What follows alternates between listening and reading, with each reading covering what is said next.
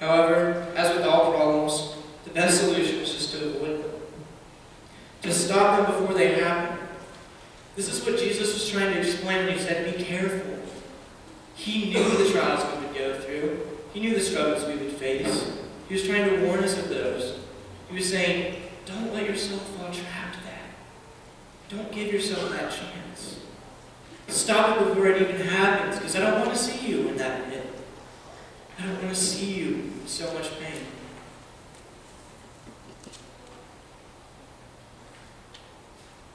So how do we go about keeping sin out of our lives when the world presents us with thousands of things to slow us down? The answer is to dedicate, to be serious about our commitment. 1 Chronicles 28, verse 9 says, "And you, my son Solomon, acknowledge the God of your father and serve him with wholehearted devotion and with a willing mind. For the Lord searches every heart and understands every motive behind the thoughts. If you seek him, he will be found by you. But if you forsake him, he will reject you forever." David is trying to tell Solomon that only by wholly surrendering his heart will he be able to follow God. He goes on to say that God, knowing all, searches through each and every heart, and that he knows and understands, even before you commit the act, what the intentions of your heart were. You cannot hide the meanings of your actions from God, no matter how much you reason with yourself to make something right. God will always see what was in your heart that brought about those thoughts. Every thought, action, every little detail we overlook throughout the day, God understands.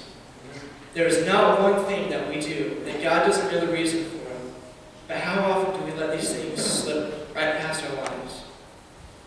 Wholeheartedly is a pretty bold action. Whole, when defined as an adjective, means entire, complete, including all parts or aspects, with nothing left out. Nothing left out. When you hear it stated in this way, you see exactly what David was trying to say. The commitment to serve God wholeheartedly should never be interrupted by our wants.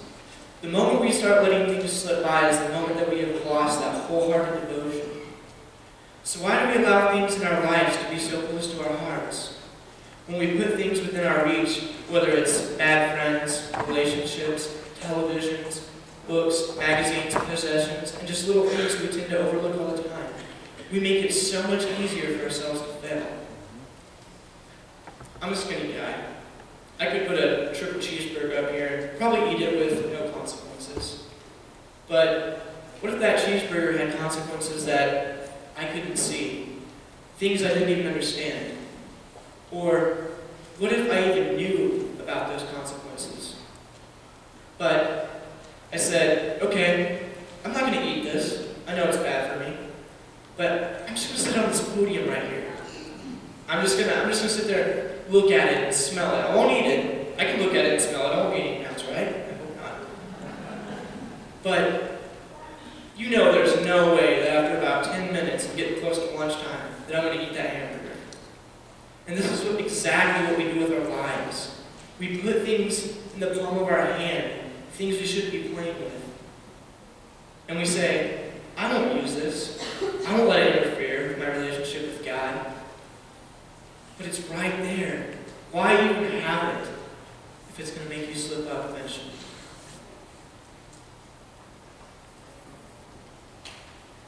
Some people think you're crazy and just an overly strict Christian when you make these sacrifices in your life. You know, people don't understand that you're avoiding some things just because it's not just a rule you're following.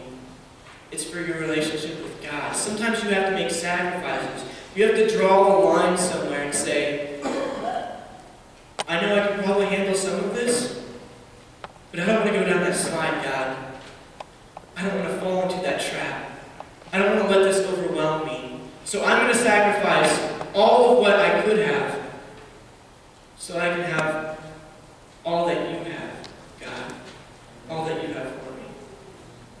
Sometimes it's important to wholly devote parts of our lives and say, there are no exceptions. If this is going to cause me to stumble, I don't want to have anything to do with it. You've got to cut it out of your life completely. You can't give yourself that chance to slip up. It makes it so much harder. This is what Jesus was trying to say. Be careful. Don't put those things in your hand. Don't put the burger on the podium. Don't do that. Shove it away. Exterminate it from your life so you don't have to deal with that.